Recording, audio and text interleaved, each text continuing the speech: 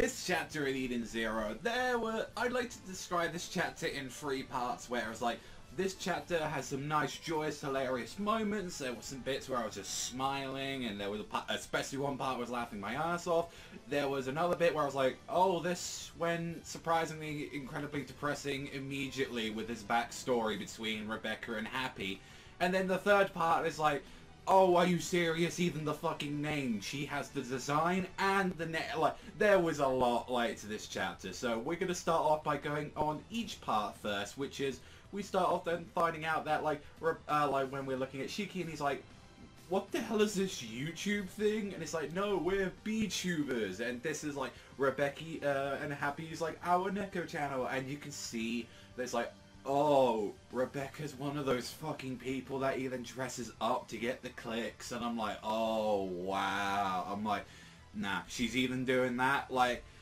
And you know, the whole point is like, no, it's there to have like a cute girl doing some like cute things on there. But I absolutely like found it hilarious. It's like, this is just the excuse you can just have for like having her dress up in like scant outfits now. Mashima's just like, ah, genius. Like, he's like there, like, genius moments.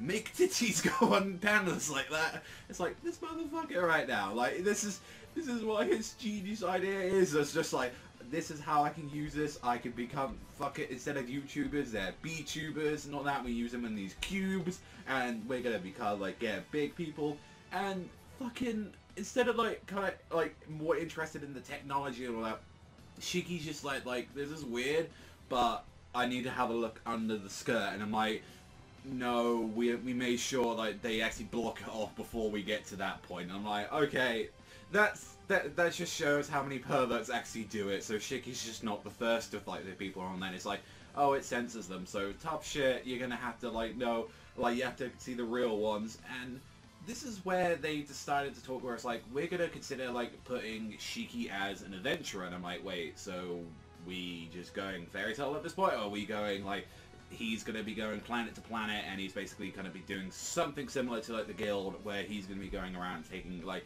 out missions, quests, and what have you.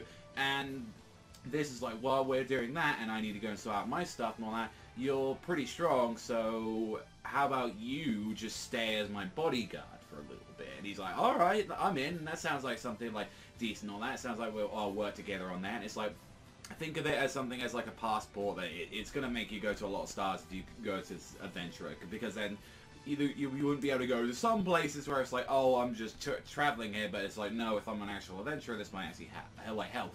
And then we see the planet of Blue Garden, which is like the star adventure. This is kind of like this giant hub world.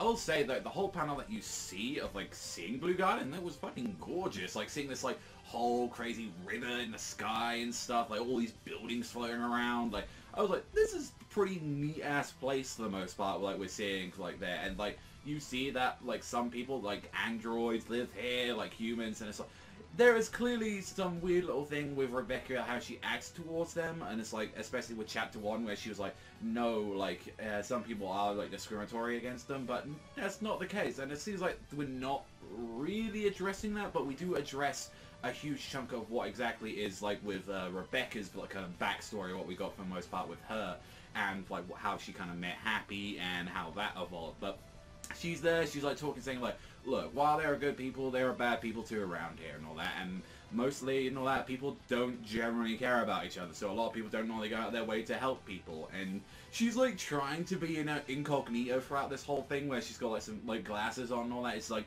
because I'm famous, because I'm a beach. I'm like, you're not famous though. Like, you, like maybe 1 or 2 people might have heard of you, but it's like, you're not blowing the millions up there.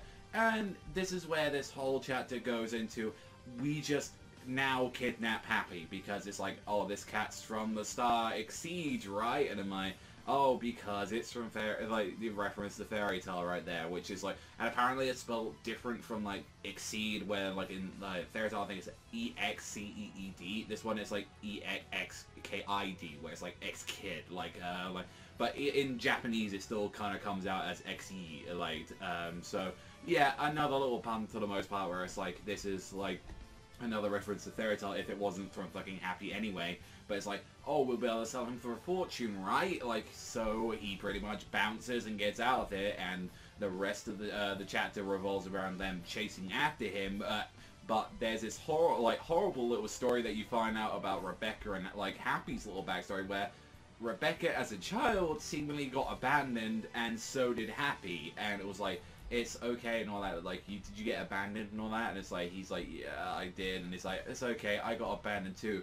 And now, as we were talking about Shiki's powers, though, we see throughout the chapter him flying about using his gravity. He is doing Mirror's Edge shit, alright? He is like sliding down, he is using the gravity abilities to his advantage, and you think that he has a shit ton of mobility for the most part, where it's like, he's going around, he's like, oh shit, that girl looks like Rebecca, like, he's flying around, and it's just like, seeing multiple different types of people on there, and it's like, you're a bad guy, so I'm gonna have to, like, chase you down, and he just uses his gravity powers, so, like, he goes De Machina Gravitas and just slams the fucker to the ground, and that's where it leads, like, them going against a bunch of, like, no-names, but where we see more of, like, her chasing after him, you find out it's like, you have a name? Nah, then I'm gonna just give you one. I'm just gonna call you Happy and all that, because you made me happy when in the name, and it's like, sort of the same naming convention, if not, like, of course, it is for that, but going more into what we saw with them, there is this horrible, and I mean horrible moment that we see of Happy and Rebecca. They're all like, you know, they're all alone, they're like, they're just like together, just chatting up and just enjoying themselves, saying, you know, I'm not lonely anymore because you're now with me, Happy, and all that. Yes, let's be together forever, and of course we'll be together forever. Cuts to later in the chapter, because I want to address this part. There is a car crash where this truck just hits into a back of like some building, and it nearly hits Rebecca. It hits Happy though, and Happy is in half, and I'm like, oh, that, like, it's slightly cut off so you don't see the half of it, and then even one guy's addressed like, dude, kid, you really shouldn't do that, that's kind of disgusting, like, and it's this horrifying moment that, like, Happy dies. Like, Happy just straight up dead. Like, I was like, oh, and it's like, she's just losing her, like, she's just crying her eyes out, and the little bit we see of that old man from, like, the color page that we knew that was going to be, like, later, where he has a robot arm, and she's just screaming, like, she was, like, he's not dirty, Happy's my friend, please give him back, please, God, please give him back. I was like, it's horrible. It's just a horrible moment of just, like, oh, Happy's just straight up dead. Oh, that's just not good, like that. And this leads up to back to, like, with where we get to current day, where we get to see with Shiki and Rebecca, they're fighting a bunch of these, like, goons here. This Frankenstein-looking motherfucker who comes out with a minigun, who's just, like, loading it upon the street, and pretty much this is where it leads up to what Happy really is now. He is a robot. Like, this is not the real Happy, this is more like his soul was trapped in it, from what we get to find out, and he transforms into two twin pistols, where I was like, fuck yeah, give me some Ellie shit. I want to see, like, Ellie had gun tonfas, I want actual gun pistols. Like, thank you for making her.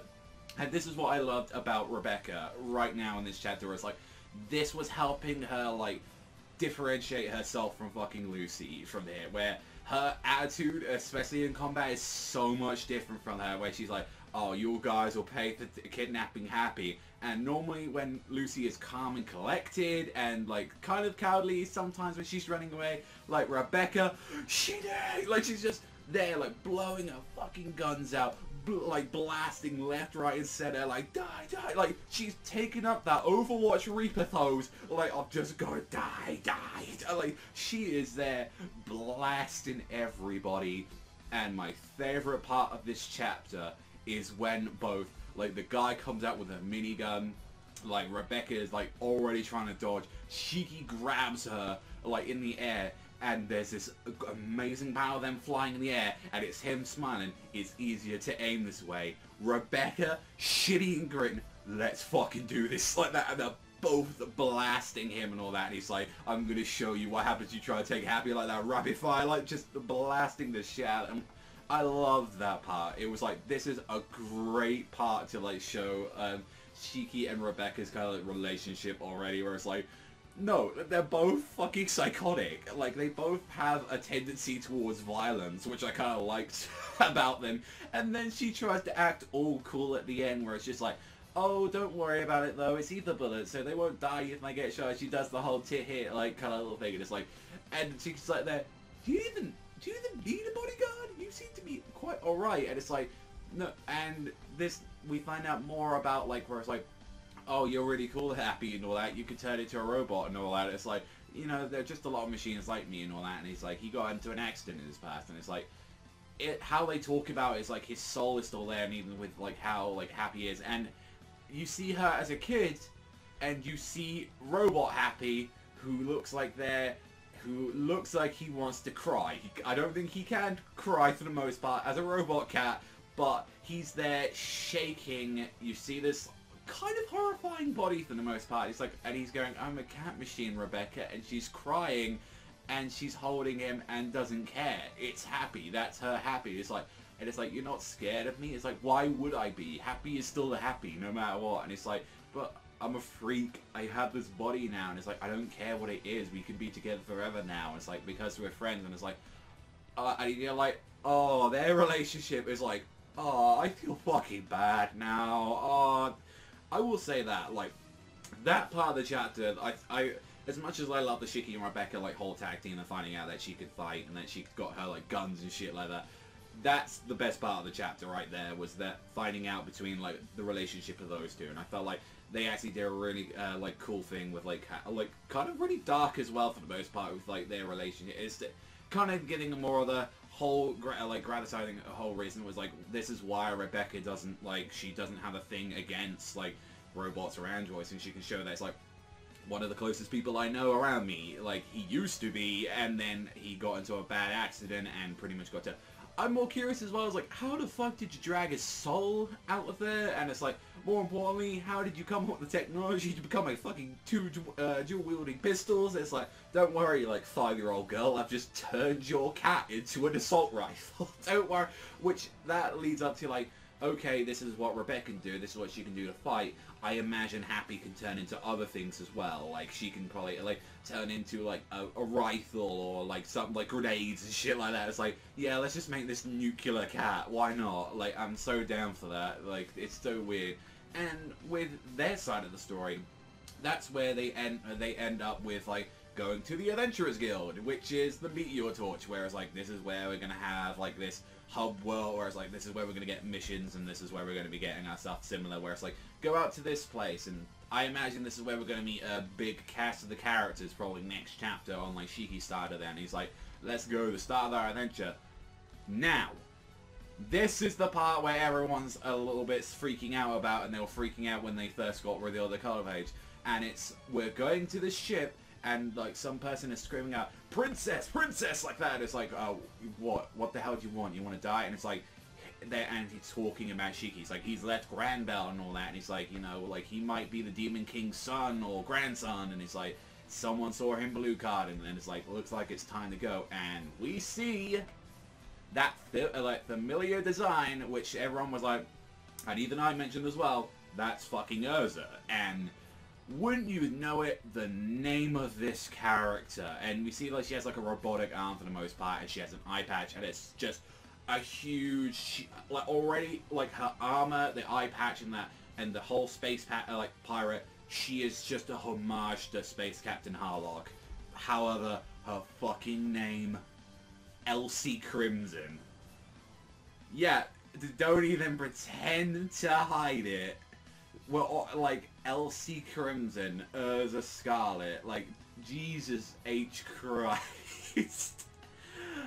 I love how some of that stuff and all that is just, so, that is just clear to show that, like, Hero is just like, yeah, no, I'm keeping this character no matter fucking what, I'm just gonna add it, and it's like, you could tell, like, already, just by the name, it's like, as much as, like, I know a lot of people love Urza Scarlet, and I really did like her too, until, like a good chunk into the manga, where, like, they just, I don't know, it's like, I don't hate Urza, I just hated every scenario that she was put in and how, like, it was dealt with right near, like, the very end of Fairy Tail, where it came to, like, Grand Magic Games, where it's like, for people that don't know, Urza Scarlet was a character that was a very powerful character, and she was a very strong, like, female character, which I loved. So it's like, she was, like, there, like, handing ass, and, like, she was practically, for the most part, better than the main character for the most part.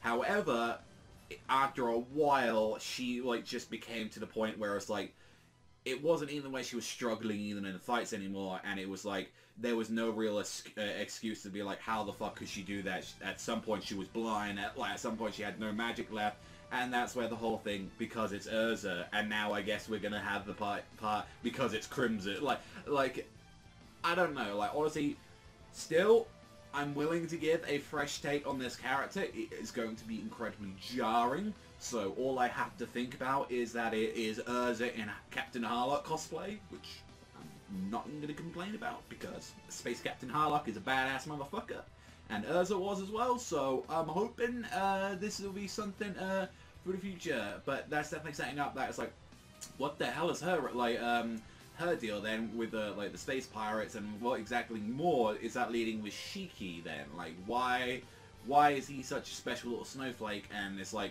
well, is that more to do with the ether gear, or especially with the Demon King as well? It's like, if you knew that, like, especially that, like, with what happened there, if you knew that he was that Granbell, then why are you only making him move now, like, on there? Is there a particular reason that you put out there? And it's like, we'll have to see it. It's like, maybe, like, she has a relationship to the with the Demon King, where it's like, no, the Demon King was a badass guy, he taught me everything I know, and now I'm going out there and all that to maybe it could be that reason, where it's like, I'm there to train his, his so-called kid and all that, because that's the last thing I kind of promised him for the most part. We'll see where it goes and all that for the most part, but fucking Elsie Crimson, we're just gonna leave it on there. I really did like this chapter. I think there was some really nice emotional parts, the one that we had with Shiki and Rebecca. I loved Rebecca in this chapter. Like, I think there was a lot of stuff that she did. I mean, even the whole bullshit excuses, like, here, this is why we're, like, a cat suit and the cat ears and all that, and it's like, all this flirtatious stuff, and I'm like, these motherfuckers, like, Hero, don't even try to defend it. You pervy man, I love you, but you're a perv. You just want some nice cat ears, and it's like cat girl outfits on there, and I'm like, why not? He's just trying to build up this excuses to us, like, here, let's do this for the next B-Tube channel thing. Let's try and have this outfit and that. And I'm like, you know what? If you're gonna do it, I just hope that you don't do it in the really lewdest ways that you did in, like, Fairy Tail. I hope that's just, like, the case. It's like, there's fan service, and then there's just borderline porn with some of the stuff that was on there. So, hopefully we don't get to that point. But overall, I really did like this chapter, and I really hope see what you guys think in the comment section down below on that. What do you think about Rebecca, like, inheriting her inner Ellie for the most part, just blasting it down, and what do you think she's going to be able to do and all that. So, over me, thank you as always for watching, and I'll see you guys, though, next time.